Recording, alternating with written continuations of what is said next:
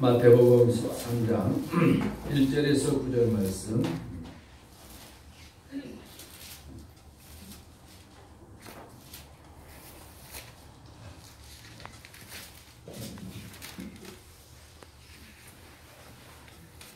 마태복음 13장 1절에서 9절 말씀 봉독합니다. 그날에 예수님께서 집에서 나가사 바닷가에 앉으시매 큰 무리가 그에게로 모여들거늘 예수님께서 배에 올라가 앉으시고 온 무리는 해변에 서 있더니 예수님께서 비유로 여러 가지를 그들에게 말씀하여 이르시되 씨 뿌리는 자가 씨 풀어 나가서 뿌릴새 더러는 길가에 떨어짐에 새들이 와서 먹어버렸고 더러는 흙이 얕은 돌밭에 떨어짐에 흙이 깊지 아니하므로 곧 싹이 나오나 해가 돋은 후에 타서 뿌리가 없음으로 말랐고 더러는 가시떨기 위에 떨어짐에 가라지가 자라서 기운을 막고 더러는 좋은 땅에 떨어짐에 어떤 것은 100배 어떤 것은 60배 어떤 것은 30배의 결실을 하였느니라. 귀 있는 자는 들으라 하시니라. 아멘. 오늘 옥토밭과 씨, ground and sea라는 제목으로 말씀을 나누기를 원합니다. 예수님의 비유를 잘 알아야 주님께서 3년 동안 말씀하셨던 그 말씀의 의미를 우리가 더 풍성하게 이해할 수가 있게 되죠. 그래서 오늘은 씨 뿌린 자의 비유입니다. 우리가 씨 뿌린 자의 비유에 대해서 여러 설교들을 들어봤는데 좀 성경에 주님이 말씀하신 의도를 좀 따라서 한번 살펴보면은 우리가 들었던 설교 내용과 좀 많이 다르다는 것을 여러분이 감지할 수 있을 것입니다. 우리는 그동안 이 설교를 들으면서 이런 생각들을 가졌습니다. 결론이 뭐냐? 결론이 그러므로 예수님의 씨 뿌리는 비유를 듣고 우리가 다 어떻습니까? 마음밭을 쟁기로 갈아서 엎어서 좋은 옥토밭이 되어져서 좋은 씨를 많이 맺자. 할렐루야. 이렇게 우리가 결론을 많이 내렸죠. 물론 그것도 어떤 면에서는 틀린 말씀은 아니겠습니다만은 그러나 주님이 오늘 씨 뿌리는 비유를 우리에게 말씀하신 큰 뜻이 다른 데 있다는 것을 우리가 한번 성경을 통해서 살펴보기를 원합니다. 자, 이런 질문을 한번 해봅니다. 밭이 있는데 밭이 스스로 돌이나 가시덤불이나 어떤 그 잘못된 것들을 방해물들을 치울 수가 있겠습니까? 없겠습니까? 밭 자체가. 어느 날 농부가 씨를 뿌리러 밭에 나갔습니다. 밭에 가보니 밭에 돌이 많이 있습니다. 가시덤불이 있습니다. 엉겅기들이 있어요. 이것을 보고 농부가 씨를 뿌리다가 하려다가 멈춰서서 이렇게 말합니다. 밭들아, 내가 씨앗을 뿌리려고 하는데 너희 밭에 지금 이런 것들이 많이 있어서 내가 씨앗을 뿌릴 수 없구나. 내일 다시 올 테니 이 모든 것을 제거해 마라 라고 갔다 해봅시다. 이 얘기를 들으면 어떻습니까? 무슨 얘기죠? 밭 스스로가 돌이나 가시덤불이나 엉겅기들을 치울 수가 없다는 것입니다. 무슨 얘기냐면은 오늘 우리가 예수님의 씨 뿌린 비유를 듣고서 이렇게 결론 내립니다. 그러면 여러분 우리가 마음밭을 잘 다듬어서 좋은 열매를 맺도록 한번 노력합시다. 그럼 여러분 어떻게 하겠습니까? 아멘 하겠죠?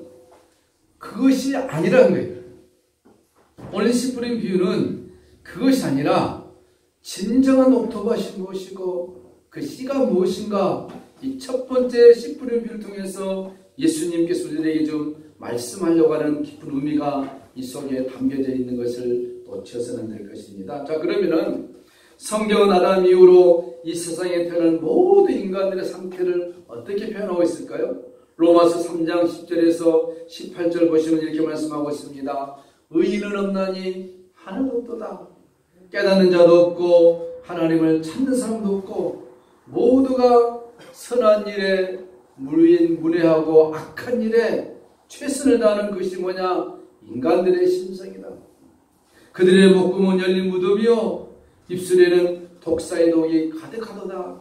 성경이 우리 인간의 상태를 이렇게 지금 표현하고 있는 것입니다. 여러분 길가밭이나 돌짝밭이나 가시덤불 밭은 그냥 밭을 얘기한 것이 아니라 사람들의 심령 상태가 어떤 사람은 길가밭, 어떤 사람은 돌밭, 어떤 사람은 가시밭 그 중에 어떤 사람은 옥토바. 예수님의 비유는 지금 사람들의 심령 상태가 어떤 상태인가를 우리들에게 보여주고 있는 것입니다. 로마서 3장 23절, 24절에 모든 사람이 죄를 범하였음에 하나님의 영광에 이르지 못하더니, 이 영광에 이르지 못한다는 것은 열매를 맺지 못한다. 그러므로 돌짝밭이고 길가밭이고 가시떨기 밭이다. 그렇지만 그리스도 예수 안에 있는 구원으로 말미암아 하나님의 은혜로 값없이 우리가 의롭다함을 받았다는 것입니다. 이게 복음이에요. 우리가 그런 상태에 있었는데 예수 그리스도로 말미암아 우리를 구원시키시고 우리에게 복을 주시는 분이 하나님이시다. 이걸 지금 말씀하고 있는 것이죠. 우리가 아직 하나님과 원수됐을 때 로마서 5장 10절 영원 전에, 우리가 태어나기도 전입니다. 우리가 죄를 지어서 원수가 되었습니다. 하나님이 땅을 만드시기 전에, 이 세상을 창조하시기 전에 준비된 하늘의 씨앗, 그 씨가 원수의 밭에 뿌려져서, 원수가 누굽니까? 길가밭이고 돌짝밭이고 가시밭과 같은 우리의 심령 속에 하나님의 씨앗이 뿌려졌어요. 그 뿌려진 씨앗이 어떻습니까? 자라고 자라서 열매를 맺어서 30배, 60배, 100배의 구원의 역사의 현장으로 이끌어 주셨다 하는 것이 이 씨 뿌린 자의 비유 속에 들어있는 주님의 첫 번째 비유라는 것입니다. 이해되시죠? 자, 성경은 씨에 대해서 많이 얘기하죠. 처음에 나온 것이 창세기 3장 15절입니다. 씨, 그 이후로 자손, 후손, 얼마나 많은 이름들이 등장합니까? 그것이 신약성경 갈라디아서 3장 16절에 그 씨가 누구냐? 그 씨가 누굽니까? 오실 메시아, 예수님이었다는 것입니다. 확실하게 도장을 찍죠. 왜 하나님께서 아브라함과 사라에게 내가 자녀를 주겠다 그렇게 오랫동안 기다렸습니까? 그걸 기다리지 못하고 이스마엘을 갖지 않았습니까? 그렇지만 하나님께서 이삭이라는 씨를 약속대로 주셨습니다. 사람들은 이 씨앗을 기다리지 못하고 다른 씨를 심령 속에 심어버립니다. 그것이 무엇입니까? 진리 되신 예수님을 받아들이지 못하고 세상에 잘못된 씨앗 진리들을 받아들여버리는 엄청난 실수를 한다는 것이죠. 이 씨 뿌린 자의 비유는 혼돈과 공허와 흑암이라는 완전히 불가능한 상태. 아까 말씀드렸죠. 밭 스스로가 돌밭과 가시떨기를 치울 수 없듯이 우리 심령 상태가 스스로 복음을 받아들일 수 없는 불가능한 상태 속에서 예수님이 찾아와 주셔서 우리 속에 풍성한 열매를 맺게 하신다는 구속사의 이야기가 이 씨 뿌린 자의 비유란 것입니다. 그러므로 이 좋은 밭이 되자, 이게 주제가 아니에요.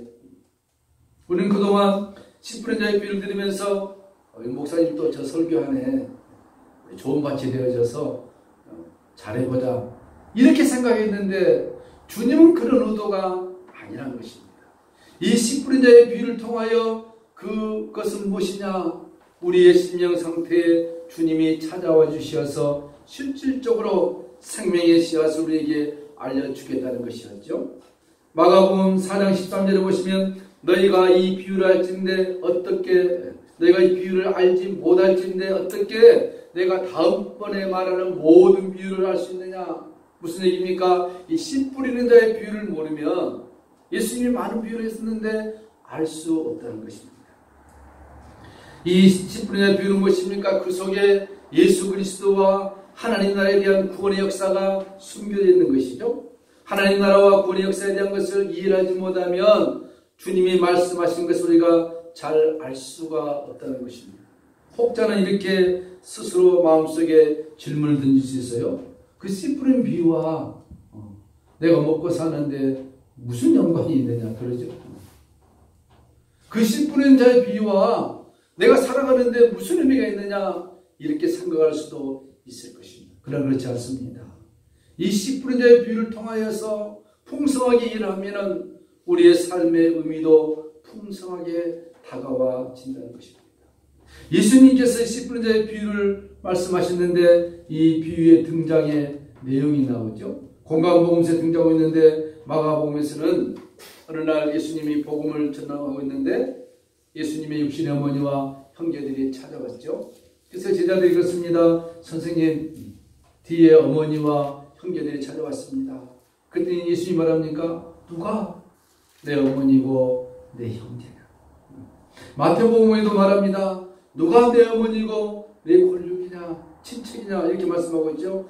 이것은 무엇이냐면은 이 씨 뿌린 자의 비유가 등장하게 된 원인은 뭐냐면은 누가 진짜로 예수님의 가족이냐는 것입니다.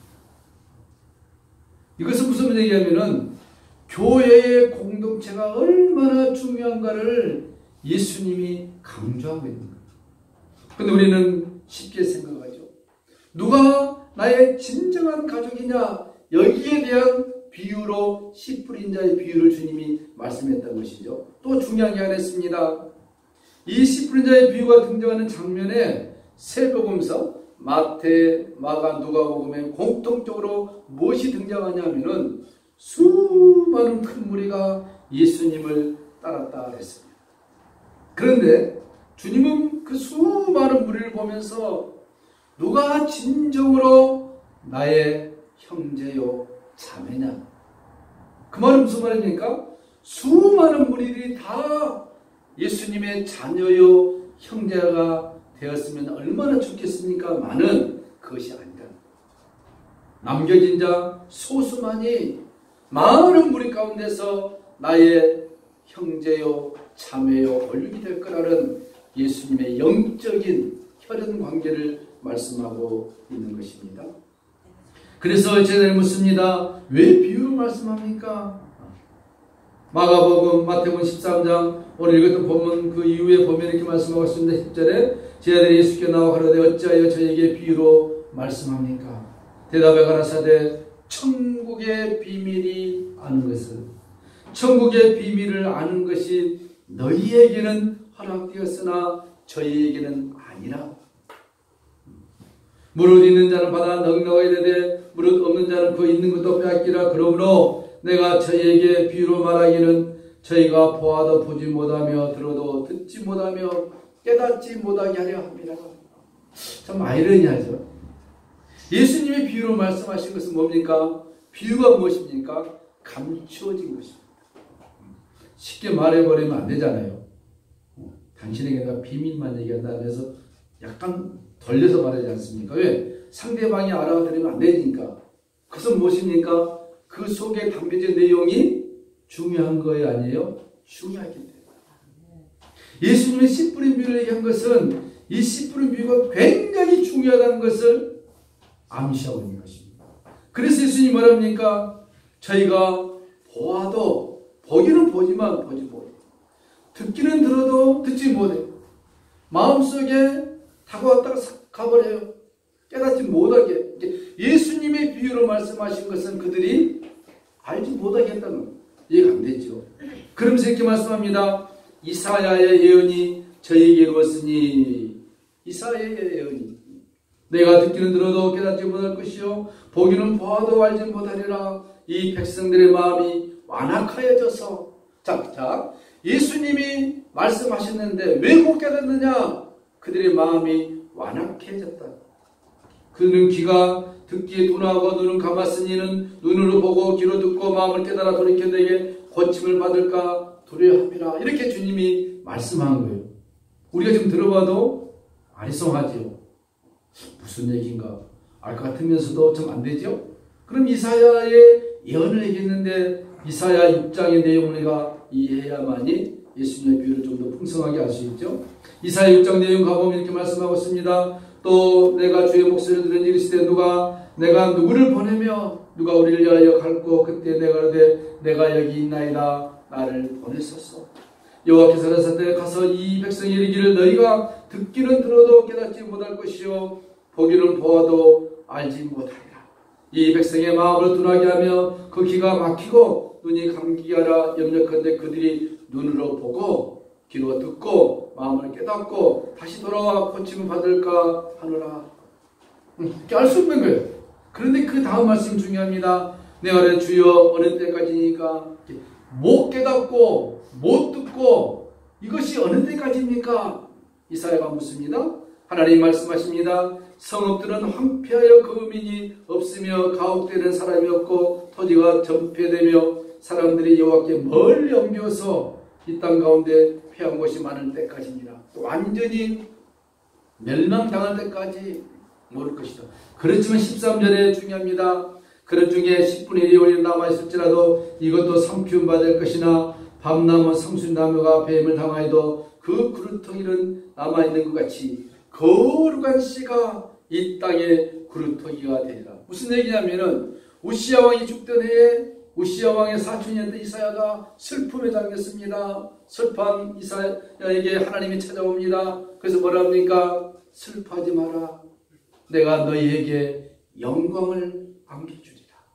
지금 백성들이 눈과 귀를 가리고 하나님의 비밀을 알지 못하지만 다시 알게 될 때가 있을 것이다. 누가 올 때요? 예수님이 올 때란 것입니다. 예수님이 올 때 사람들이 흑암 속에 살고 있었지만 그 예수님의 거룩한 씨가 너희 심령 속에 파고 들어가면 그때 그 비유가 이것이었군요 라고 깨닫게 된다는 것입니다. 그것을 지금 예수님이 육신의 몸을 입고 오셔서 공생의 3년 하시면서 첫 번째 씨 뿌리는 비유를 통하여 이 씨가 누구냐? 구약에서 대대로 기다렸던 약속의 씨가 곧 나 메시아 예수 그리스도라는 사실을 보여주고 있습니다. 그런데 이 씨는 수많은 사람들이 듣겠지만 이 씨에 대해서 수많은 사람들이 오늘도 듣고 예전에 듣고 앞으로도 듣겠지만 그러나 정말 씨가 무엇인가를 깨달을 수 있는 사람은 남은 자 소수만이 깨닫게 될 거예요. 그 무엇입니까? 예수 그리스도의 오심은 초림은 뭡니까? 하나님의 은혜로 우리들에게 다가왔지요. 이제 예수님이 다시 오실 그 재림에 대한 소식도 많은 사람이 듣습니다. 지금 그죠? 세상이 종말이 오고 지진도 일어나고 전이 일어나니까 이러다 세상 끝난 거 아니냐? 라는 소리들을 많이 합니다. 그러나 진정 예수님이 재림의 왕으로 오실 것을 확실히 믿는 사람은 예수님 당시에 수많은 무리들이 예수님께 다가왔지만 주님이 씨 뿌리는 비유를 얘기했을 때 깨닫지 못했듯이 이 마지막 시대에도 똑같을 거라면 똑같을 것이다. 여러분 평행이론 아시죠? 평행이론? 우리 그 국정농단 최순실 사건을 통해서 TV에서 평행이론 많이 하잖아요. 박정희 대통령, 박근혜 대통령 평행이론 하듯이 예수님의 말씀 똑같아. 초림에 오셨던 예수님의 말씀이 재림에 다시 오실 그 주님의 말씀과 평행이론입니다. 알고 듣고 보지만 정말로 그것을 깨달을 수 있는 사람은 많지 않다는 것을 주님이 지금 말씀하고 있죠. 예수를 믿는다고 우리가 하지만 정말로 주님이 하신 비유의 말씀을 참으로 깨닫느냐? 그것은 다른 문제인 것입니다. 창세기부터 약속된 영원 전부터 약속된 거룩한 씨가 우리 속에 들어와서 하나님의 영광을 드러내기 위한 역사가 일어나고 있음에도 불구하고 여전히 우리는 길가밭이요 돌짝밭이요 가시떨기 밭이라는 것입니다. 개 중에 옥토밭도 있는 것이죠.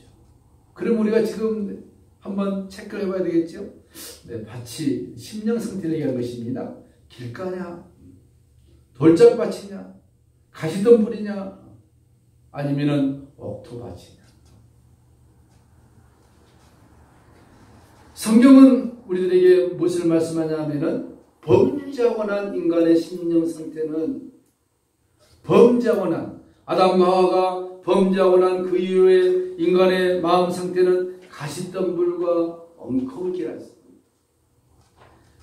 창세기 3장에 가보면 이렇게 말씀하고 있습니다. 17절에 아담에게 이르시되 내가 내 아내의 말을 듣고 내가 너를 먹지 말라 실과를 먹은 후 땅은 너로 인하여 저주를 받고 땅. 우리 땅 그러니까 어떻습니까?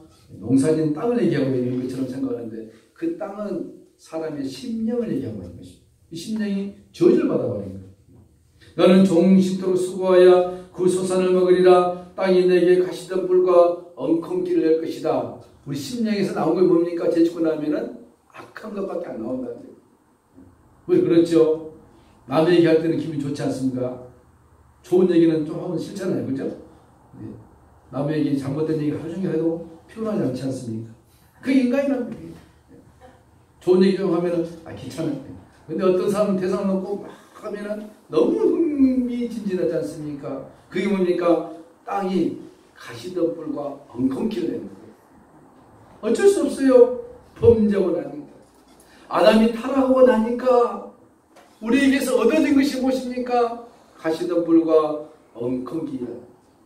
여러분 지금 과학이 발달하지 않습니까?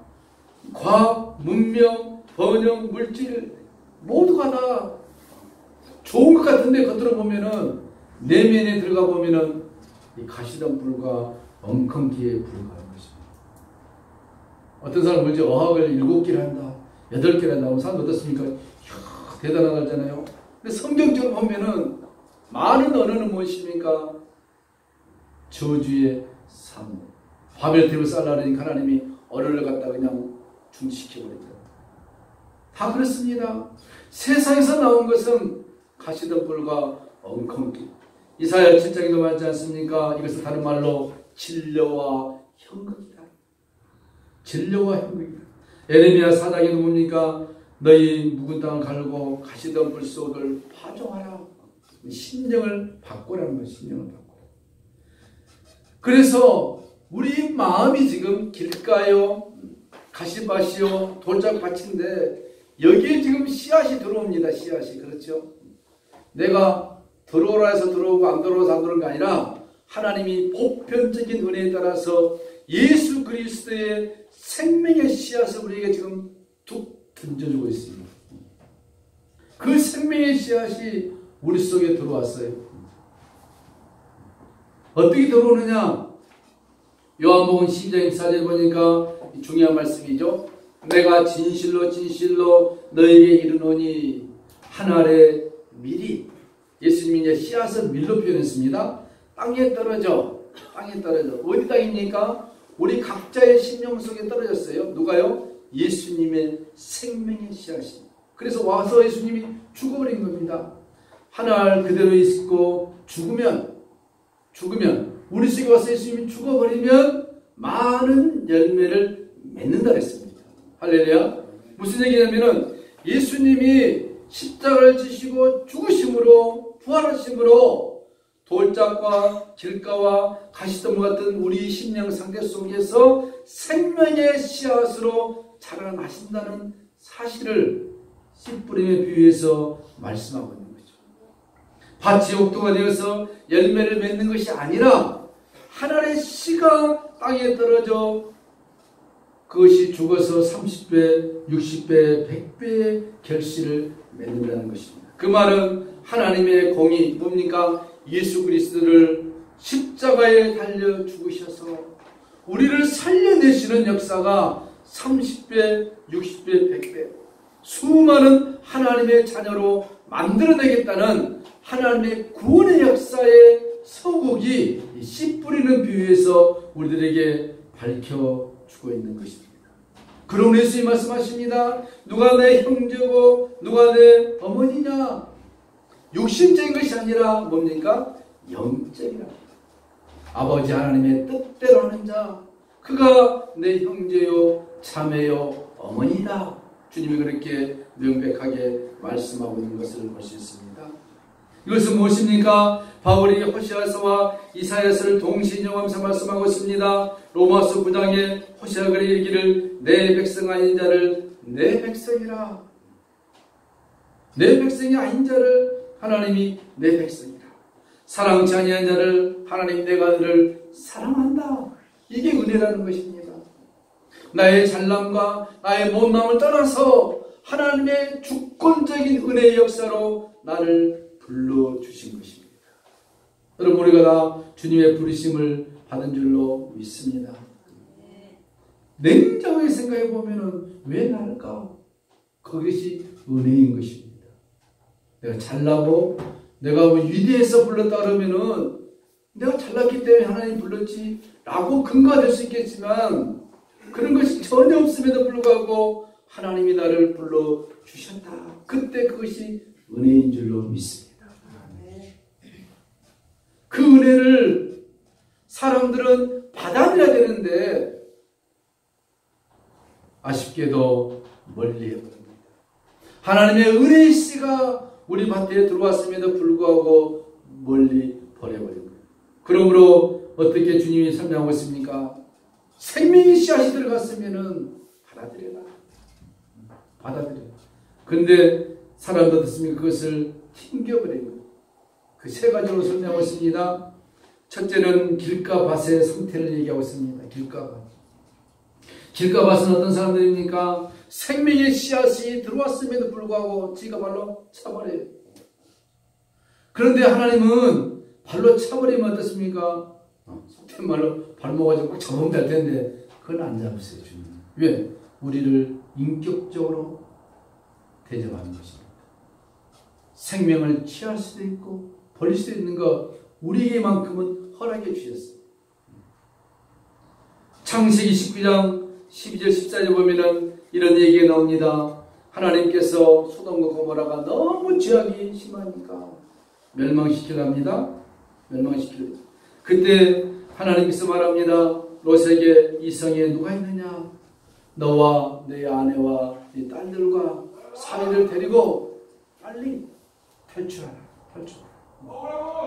이 말할 때 어떻습니까? 롯의 사이될 사이들이죠. 이들이 무슨 말 했느냐? 이제 이 성을 하나님이 멸하신다. 멸하신다. 그럼 어떻게 되겠습니까? 멸하든 안 하든 도망가봐야 되지 않겠습니까? 근데 롯의 사이가 말했습니까? 농담으로 얘기했다. 농담으로. 하나님의 계시를 받고 하나님의 말씀을 받고 그것이 이루어지지 않을 것을 믿고 농담으로 얘기해버린 거예요. 이 길가밭입니다. 생명 되신 예수님 우리에게 들어오셔서 내가 너희를 구원하겠다. 너희를 사랑한다. 이 세상은 종말이 있다. 사람이 죽고 나면은 천국과 지옥이 있다. 얼마나 많이 들었습니까? 오늘도 수많은 사람들이 뭘로 입니까? 농담으로 얘기해요. 농담으로. 이게 길가밭이. 바리새인과 서기관들은 좀 고상하게 농담을 하겠습니다. 어떻게 하겠습니까? 자기들이 가지고 있는 지식, 자기들이 가지고 있는 율법에 대한 편견, 이것으로 예수를 배척해 버렸어요. 좀 더 고상하게. 이게 길가밭이라요. 길가밭.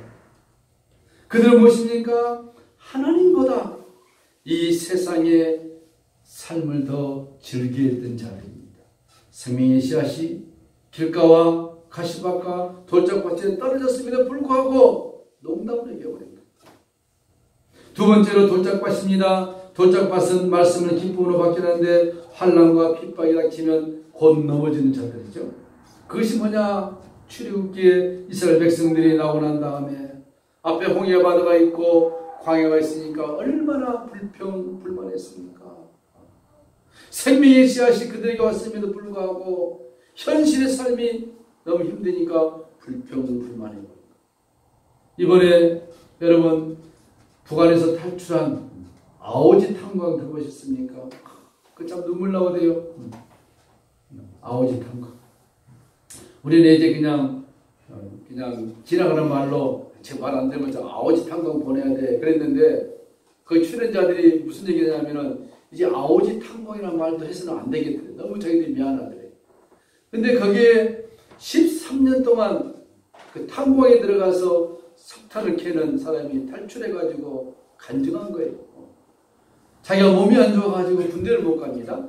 그런 사람을 착출해가지고 7년 동안 아오지 탄광으로 보낸대요. 석탄 캐라고. 근데 자기는 재수 없어가지고 13년을 했대. 13년.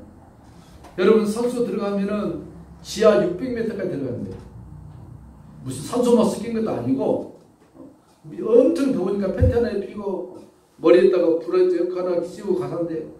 그리고 허리 펴가는 것이 아니라 이렇게 굴이 좁으니까 하루 종일 숙여서 타는 캔데 그것을 13년 동안 해요. 13년. 탄가루 맛있죠. 폐병 걸리죠. 그 다음에 그 사람이 생각해 보니까 내가 젊어서 이러다 죽겠구나.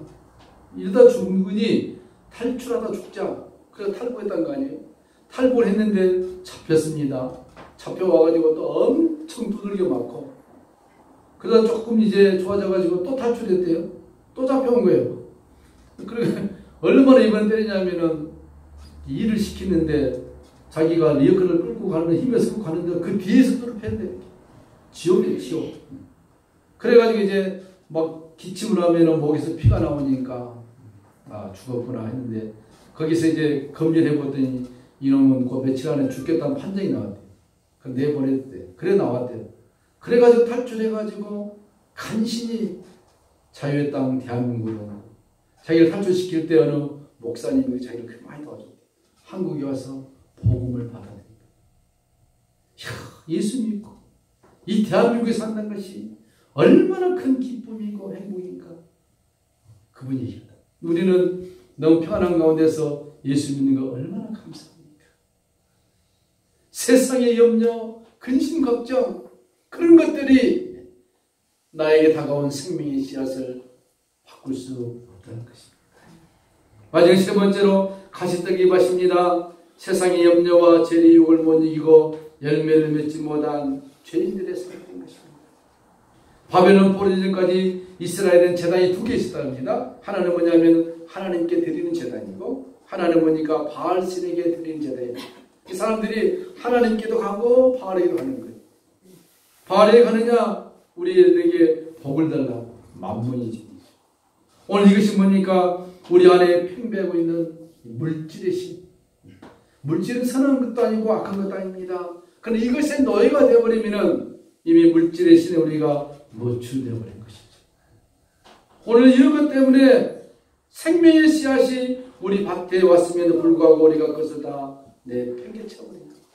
예수님 오늘 씨 뿌리는 비유를 통하여 무엇입니까? 밭 자체가 생명이 있는 것이 아니라 이 씨앗이 생명이 있는 것입니다. 길가와 돌짝과 가시떨기 속에 던져지는 씨앗이 자라서 많은 열매를 맺겠다고 하는 것이 주님의 약속이었습니다. 우리가 할 일은 무엇입니까? 생명의 씨앗이 우리에게 왔을 때 우리가 그것을 아멘으로 감사함으로 받아들이면 된 것입니다. 그럼에도 불구하고 우리가 완전히 옥토밭이 됐느냐? 그거 아니에요. 여전히 우리가 이 세상에서 갈등 속에 삽니다. 어떨 때는 가시밭이 되었다가 어떨 때는 옥토밭이 되었다가 어떨 때는 길가밭이 되었다가 어떨 때는 기분 좋을 때도 옥토밭이 되었다가 그런 과정을 통해서 뭡니까? 우리 속에 심겨진 생명의 씨앗이 나도 모르게 자란다는 것이. 조건은 무엇입니까? 그 씨앗을 내가 튕겨버리지 않는 이상. 좋은 옥토밭은 무엇입니까? 생명의 씨앗이 내게 왔을 때 그것을 내가 받아들이는 것입니다. 어떻게요? 믿음으로, 감사함으로. 하나님은 내가 무엇인지를 알면서 이 나 같은 이런 밭에 생명의 씨앗이 와주셨군요. 감사합니다. 이 세상을 살면서 이 생명의 씨앗을 내가 자라게 해서 많은 열매를 맺게 하시는 하나님의 구원의 역사를 내가 인정하고 받아들이고 낮아지고 주께서 나를 위하여 십자가에 달려 죽으신 그 은혜를 생각하고 살아간다면 그 생명의 씨앗이 비록 내가 길가밭이고 가시덤불밭이고 못된 밭이라 할지라도 하나님의 그 은혜가 생명력 있게 나의 속에서 자라나 옥토밭으로 만들어 주시어서 주의 나라와 영광을 위하여 많은 열매를 하나님이 맺어 주신다는 약속이 이 씨 뿌린 자의 비유라는 것입니다. 생명의 씨앗 우리에게 찾아와 주신 것 얼마나 감사합니까? 내가 구원받고 하나님의 자녀가 되었고 남은 생에 주의 나라와 영광을 위하여 살게 하시는 하나님의 은혜를 생각하면서 우리 험한 세상을 힘있게 사시기를 주님의 이름으로 축원합니다. 하나님 감사합니다. 생명의 씨앗이 우리에게 찾아와 주셔서 많은 열매를 맺게 하시겠다는 하나님의 약속을 믿음으로 받아들이고 이 험한 세상을 예수 그리스도를 의지하면서 살아갈 때 넘치는 기쁨과 소망과 감사가 나타날 줄로 믿습니다. 30배, 60배, 100배의 결실을 맺어서 하나님께 영광이 되어지는 복된 우리의 삶이 되게 하여 주옵소서. 예수님의 이름으로 축복하며 기도하옵나이다. 아멘. 267장 찬송합니다.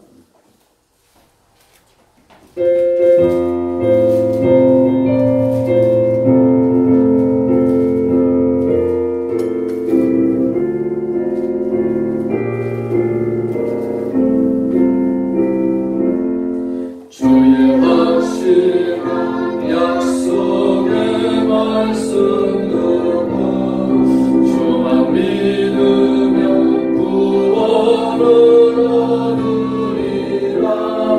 할렐루야 할렐루야. 내가 예수를 믿어 그의 흘리신 피로 내 죄 씻었네. 할렐루야 할렐루야. 내가 예수를 믿어 그의 흘리신 피로 내 죄 씻었네. 나의 갈 길이 험하고 위험하나 항상 예수의 도우심을 믿고 가네. 할렐루야 할렐루야.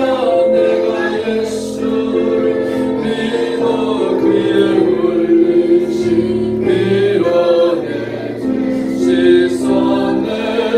할렐루야 할렐루야. 내가 예수를 믿어 그의 흘리신 피로 내 죄 씻었네.